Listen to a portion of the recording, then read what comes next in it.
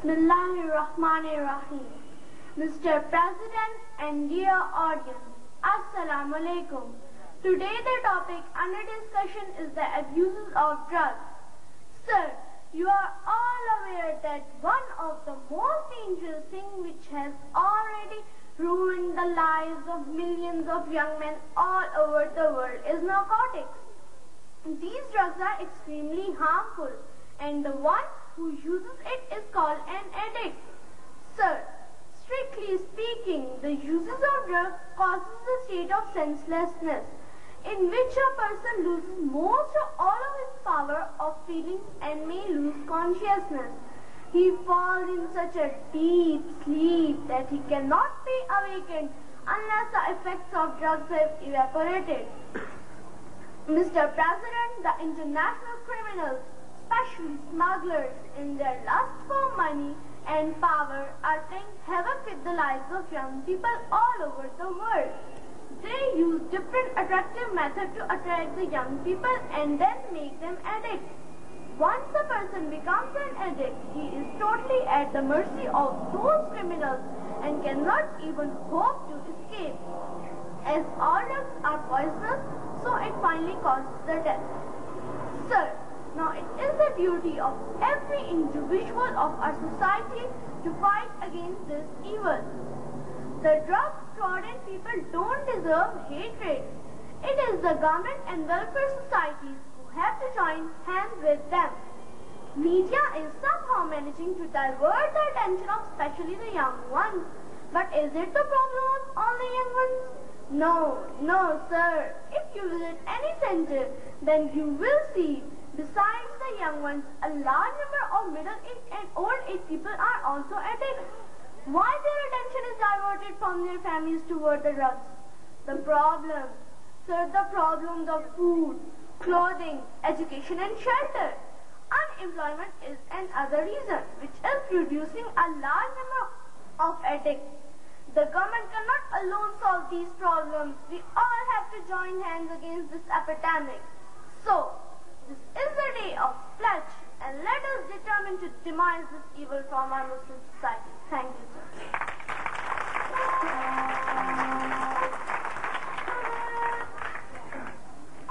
اب تشریف لائیں گے الفضل پبلک اسکول کے اسٹوڈنٹ شفاقت شاہین.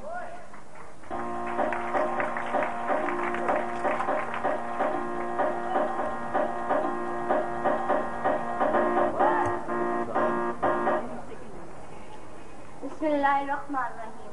وہ حکایت جو ستاروں نے سنائی مجھ کو، وہ حکایت جو ستاروں نے سنائی مجھ کو، اپنی محفل کو سنا لوں تو کہوں، مدعا ذہن میں چھپائے بیٹھی ہوں، اپنے حواروں کو جگا لوں تو کہوں. ساتھیوں السلام علیکم.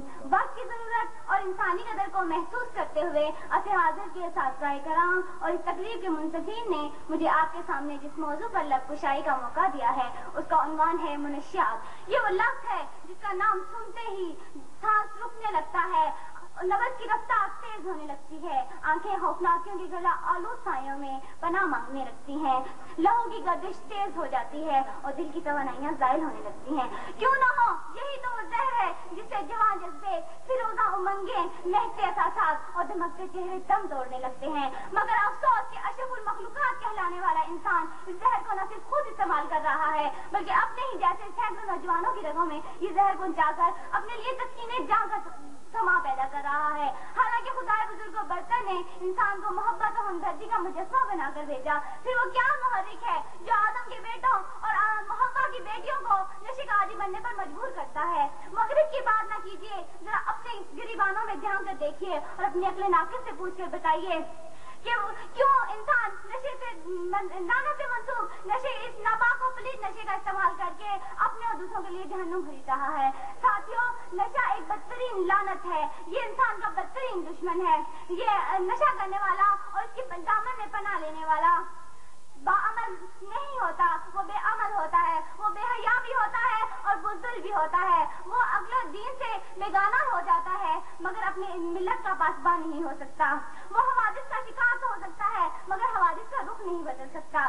مگر وہ پھر لعنت جس سے معاشرے میں بہت سی برائیوں کی نشو نما ہونے لگے، نیکیوں کے پھول مرجھانے لگے، مسلمان فکری لحاظ سے مفلس اور غیروں کے لحاظ غیرت کے لحاظ سے اپاہج ہونے لگے، بصیرت و عبرت سے نگاہیں ہٹنے لگے، اور تو اور انسان اشرف انسانی سے گرنے لگے، اسے منہ لگانا کہاں کی دانش مندی ہے؟ ساتھیوں پھر ایسی چیز جس کی کوئی منزل نہ ہو، جس کے استعمال سے قوموں کی تباہی عبادت ہو، اس کا استعمال بطور آج ہمارے معاشرے کا حصہ کیوں بنے؟ آج ہمیں سوچنے کے طریقے کھولنے ہوں گے اور یہ سوچنا ہوگا کہ اس جرم کا ذمہ دار کون ہے۔ حکومت، ملکی وسائل ہیں، گھریلو ناچاکیاں ہیں، تعلیمی ادارے ہیں یا وزارت لوگ ہیں؟ اس کا صاف اور سیدھا سا جواب یہ ہے کہ نشہ کسی معاشرے کو معاشرہ نہیں دیتا، بلکہ وہ گھر دیتا ہے جہاں ایک بچہ آنکھ کھولتا ہے، بچپن اسے سچائی کا عادی بنا دیا جاتا ہے، اور نشے کے رواج کی یہ تصویر صرف چائے پر ہی منتحد نہیں ہوتی، بلکہ ہمارے باشعور اور تعلیم یافتہ طبقے کے لوگ نہ صرف چائے بلکہ پان، سگریٹ اور مسواک اور تمباکو کا استعمال بڑے فخریہ اور شوریہ انداز سے کرتے ہیں۔